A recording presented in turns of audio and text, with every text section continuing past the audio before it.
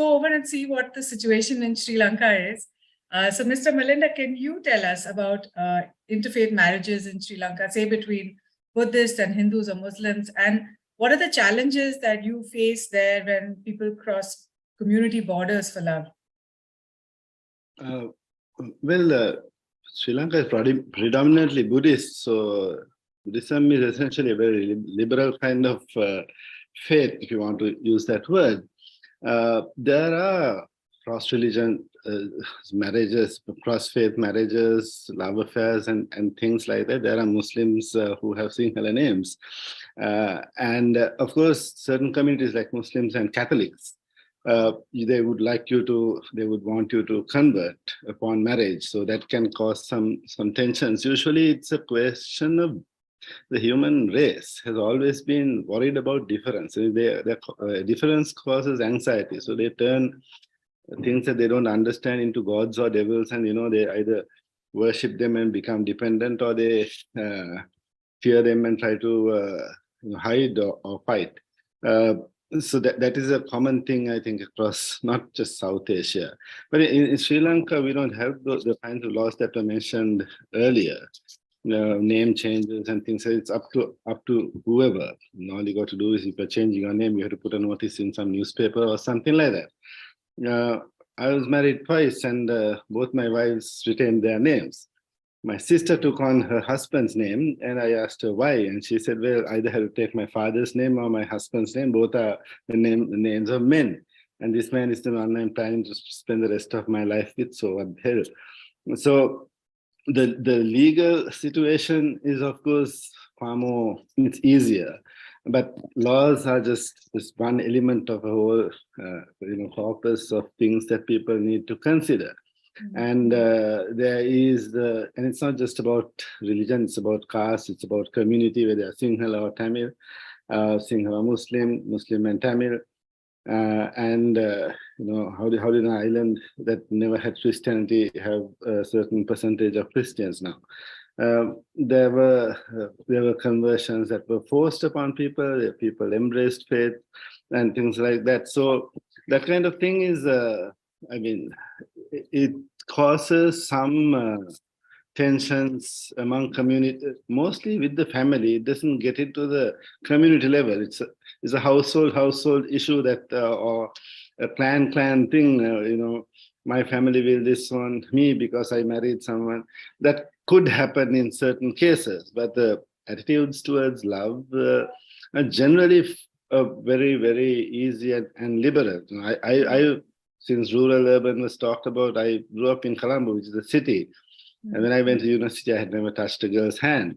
And my friends from very rural areas laughed at me, and they said, we went to school and came back through the jungle and we played hide and seek, which was kind of a code word for sexual experimentation. In our villages, everyone knows who's sleeping with whom, when, where, and how. If they get caught, then there's some problem, but after 2-3 weeks, it goes back to the same thing.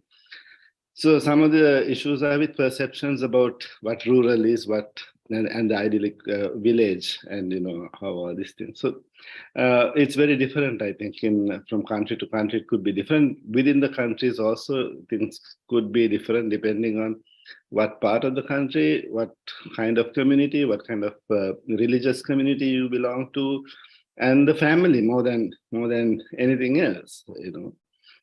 People will just disown their sisters or brothers. That doesn't mean communities will necessarily disown you. Since you have been watching the politics of all the countries in South Asia, what would you say is the role of love in politics? And do you think that this opposition to love that's typical in our South Asian societies, does it translate to a kind of opposition to love and peace at a larger level of governance and politics? So actually what I'm trying to say is, do you think we would have more peace and harmony in society at a macro level if we made space for all kinds of love at a micro level in society? And also, because you're a poet, I know you'll be able to see what I mean when I say that. Yeah, that's a leap of faith, almost, to see whether, in the first place, is there opposition to love? I don't think that is the case. All people love and are loved. But in aggregate, and when you politicize it, it becomes like that because this political economy was brought up.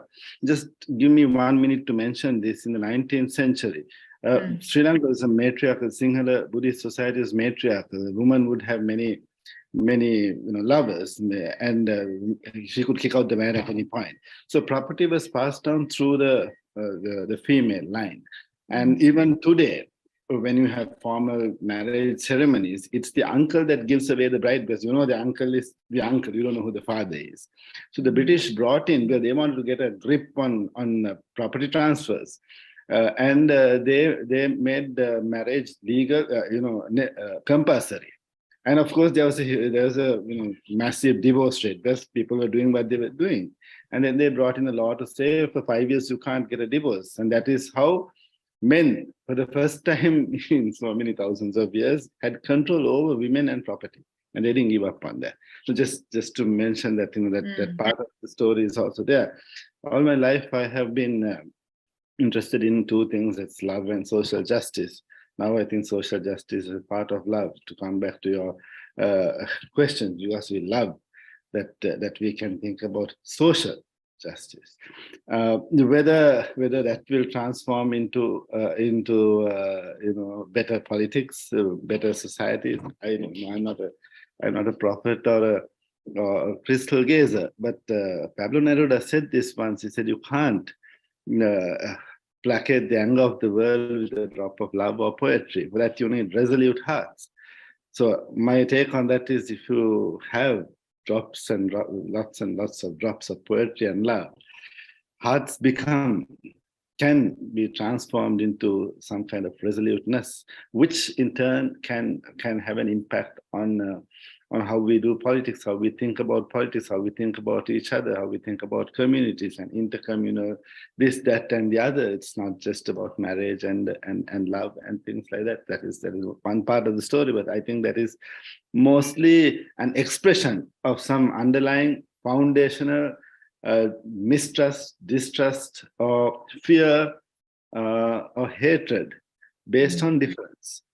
So we need to get to those things as well, not to kind of downplay love and things like that. But where did the caste system come from? Where does these religious fixations come from? Why are we so insecure about who we are, that we cannot tolerate a difference and things like that? So laws probably help to a certain extent, but you can have the best laws, but if they're not implemented, if they don't have the teeth, then it won't happen. At one level, you want communities to be strong vis-a-vis the state. On the other hand, when communities that have such strong fixations about what is proper and what is improper, what will be tolerated and what will not be tolerated, then you wonder, what is better, the state or the community? So there's probably a dialectic there that we need to kind of get our hearts and minds around and try to figure out how to move ahead. But I don't think that love, beautiful thing, and we are talking only about romantic love here. When I'm talking about other love, whether that alone is sufficient. We all love a good love story, and I'm sure even those who are adamant about identity and love would not cry when they hear about some cross-cultural interfaith love that's happening to some other people somewhere else. But when it comes to a personal thing, it can be different. Yeah. And I think you're right. I mean, even those who oppose love will still go watch a Bollywood love story, and they would still enjoy it. And I think what you said about Sri Lanka's matriarchal property laws, actually, taking away women's rights after the British came and they, started their own system of marriage laws. I think that happened in some communities in South India as well, where women had to actually give up their property rights. Started going down after those laws were implemented, and they were more powerful before. But it was not only about laws, because now for some people, say Sinhala, in certain sections, mostly urban though, what they take to be Sinhala Buddhist culture in relation to love, romance, marriage, and things is actually Victorian stuff. The Buddhists were never really, they didn't care about the most celebrated love stories in the last 150 years, or from ancient times, are about people who kind of transcended these things, who went against conventions about, the king should not marry a commoner, that kind of thing. So those, the poetry, the novels, the films, everything that has that have got traction are those that celebrate that kind of thing.